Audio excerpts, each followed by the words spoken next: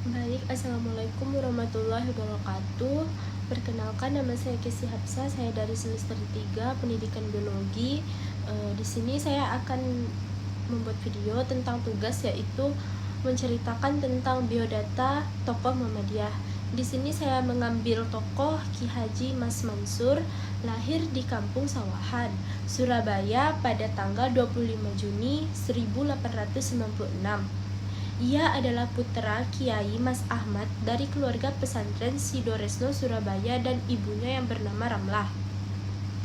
Dari kecil ia belajar pada ayahnya sendiri, kemudian belajar pada Kiai Kholi di Kandamangan, Bangkalan, Madura. Hingga pada usia 12 tahun ia dikirim oleh ayahnya ke Mekah untuk memperdalam ilmu. Namun belum lama di sana terjadilah peristiwa politik di negeri Saudi Arabia, dan semua orang asing diperintahkan oleh Raja Syarif Husin di Mekah agar meninggalkan kota itu. Mansur berangkat ke Mesir karena ingin meneruskan pelajaran di Universitas Al-Azhar, namun ayahnya tidak menyetujuinya karena menganggap Mesir adalah tempat plesir dan maksiat. Di Mesir tidak menerima kiriman uang dari ayahnya, sehingga hidup dari dana-dana dan makan pun di masjid. Untung hal yang demikian tidak berlangsung lama. Ayahnya kemudian berubah pendapat dan mau mengirim belanja kepadanya. Selama di Mesir, banyak pembaca buku-buku sastra barat yang diterjemahkan dalam bahasa Arab. Di sana menyaksikan pula tumbuhnya nasionalisme, dan hal ini membekas dalam jiwanya. Ia belajar di Al-Azhar kurang lebih 3 tahun lamanya. Selama di Mesir, berkesempatan mengunjungi beberapa negara Islam, antara lain meninjau pesantren Syanggit di Tripoli yang amat berkesan di hatinya. Berhubung dengan berkecamuknya Perang Dunia I, dipanggil pulang oleh ayahnya dia. Dalam perjalanan pulang, bermukim lagi 1 tahun di Mekah. Pada tahun 1915 tiba kembali di tanah airnya. Ia segera disibukkan oleh berbagai kegiatan dalam pergerakan agama, bahkan politik pula. Sebagai ulama, dikenal ahli ilmu tasawuf, ilmu tauhid, ilmu kalam, falsafah, dan mantik. Ki Haji Mas Mansur menyadari bahwa pada masa penjajahan itu agama Islam tidak dapat berkembang. Pemerintah jajahan selalu berusaha menjauhkan masyarakat, terutama kaum terpelajarnya, dari kehidupan agama Islam.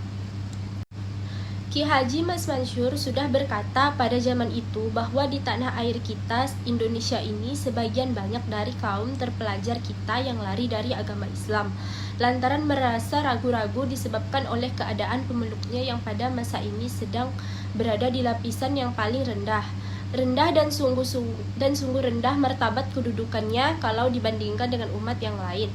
Ya, sekali lagi, rendah martabatnya. Tetapi di samping kerendahan bangsa kita dewasa ini adalah boleh dikatakan karena kita sendiri, bukan karena Islam, bukan karena Muhammad, dan bukan karena Al-Quran dan hadisnya. Islam tetap tinggi, tetapi umatnya belum tentu sebagai dia. Biar umatnya tidak terpandang hina dina, namun dia Islam tetap mulia. Kehinaan umatnya bukan menunjukkan atasnya kehinaannya.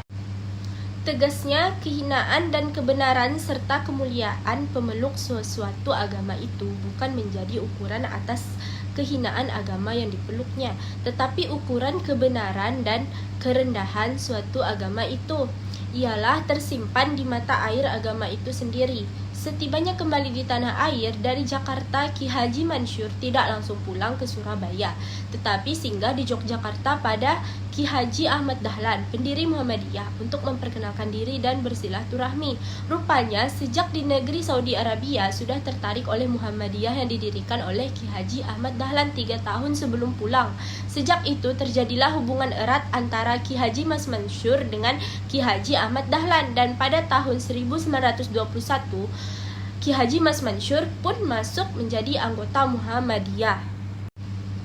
Sebelum masuk Muhammadiyah, lebih dahulu telah tertarik kepada politik dan menjadi anggota Serikat Islam sejak tahun 1915. Di samping itu, aktif di dalam lembaga pendidikan bersama-sama rekannya.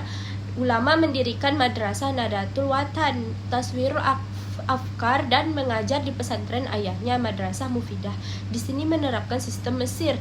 Di dalam Muhammadiyah, kedudukan Ki Haji Mas Mansur terus meningkat, masuk Muhammadiyah, kemudian mendirikan cabang Surabaya yang diketuainya. Lalu diangkat menjadi konsul untuk Jawa Timur dan di dalam Kongres Muhammadiyah ke-26 pada tahun 1937 dipilih menjadi ketua pimpinan pusat. Di dalam kongres-kongres berikutnya dipilih kembali hingga memimpin Muhammadiyah selama 6 tahun penuh dari tahun 1937 hingga 1943. Selama menjadi ketua PP Muhammadiyah, memberi pelajaran pada Madrasah Mu'alimin, yaitu sekolah calon guru Muhammadiyah, sekaligus sebagai kader-kader yang disiapkan untuk menanam benih-benih Muhammadiyah ke seluruh Indonesia. Di sana Ki Haji Mas Mansur memberikan pelajaran ilmu tauhid dan terkenal sebagai ustadz yang pandai mengajar. Pelajarannya padat tetapi populer, mudah diikuti. Oleh karenanya para siswanya hingga sekarang masih terkenang kepada almarhum gurunya yang mahir itu. Sebagai seorang mubalik, Ki Haji Mas Mansur pandai berpidato. Ia terkenal dengan pidatonya yang singkat, padat, seringkali dibumbui dengan hal-hal yang lucu. Menulis pun Mas Mansur mahir. Tulisan-tulisannya dimuat di berbagai majalah. Tulisannya pun seperti pidatonya, yaitu singkat, padat, jelas dan enak dibaca. Pernah pula menerbitkan majalah tengah bulanan yang diberinya nama Le Gymnome. Majalah yang nama-namanya mirip bahasa Prancis itu bukan berbahasa Prancis tetapi berbahasa Jawa dengan huruf Arab. Majalah Gymnome menyuarakan Arinom, artinya adik muda atau angkatan muda.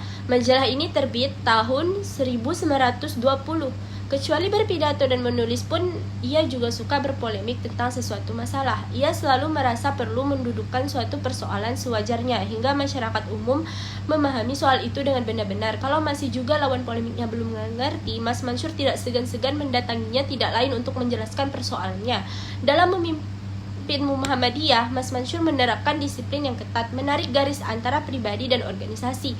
Ia lebih suka orang-orang Muhammadiyah datang di kotanya tentang urusan organisasi daripada datang di kediamannya dengan dalih bersilaturahmi. Rapat PP Muhammadiyah pernah dibatalkan karena pada waktu yang ditetapkan dalam undangan para anggota belum mencukupi jumlah untuk dapat bersidang. Sejak itu, PP Muhammadiyah menjauhi kebiasaan jam karet. Sebagai tokoh masyarakat, banyak berhubungan dengan tokoh-tokoh lain, baik dari golongan agama maupun golongan politik yang membantu Muhammadiyah dalam menyelenggarakan rumah dan poliklinik.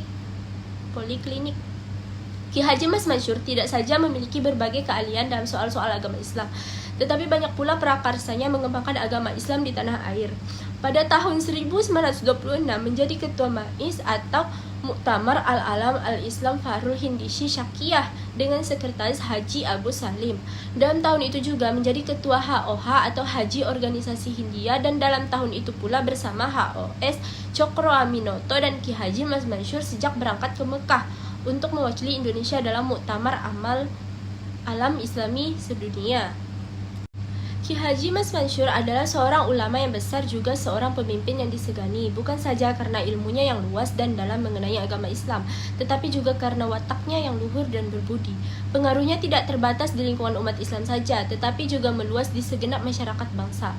Karena itu sudah sewajarnya apabila pemerintah kolonial Hindia Belanda memperhatikan dan berusaha untuk mendekati Ki Haji Mas Mansur. Dengan melalui Dr. Pip Jipper, pemerintah Hindia Belanda menawari Ki Haji Mas Mansur supaya suka menduduki jabatan sebagai ketua Hot Van Islamitisch Jeken, yaitu suatu lembaga tinggi tentang urusan agama Islam yang berkewajiban memberikan nasihat-nasihat keagamaan Islam kepada pemerintah Hindia Belanda. Ki Haji Mas Mansur akan memperoleh gaji sebesar 1.000 gulden setiap bulan, suatu jumlah yang sungguh besar seperti gaji seorang bupati di zaman Hindia Belanda itu.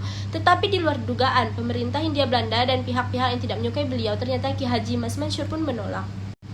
Nah, jadi hal itu membuktikan bahwa kepemimpinannya tidak hanya diakui oleh kelompok agama, tetapi juga oleh kaum pergerakan nasional. Sekian dari video saya. Apabila ada kata yang tidak sesuai, mohon dimaafkan. Saya ucapkan wabillahi taufiq wal hidayah, fastabiqul khairat. Wassalamualaikum warahmatullahi wabarakatuh.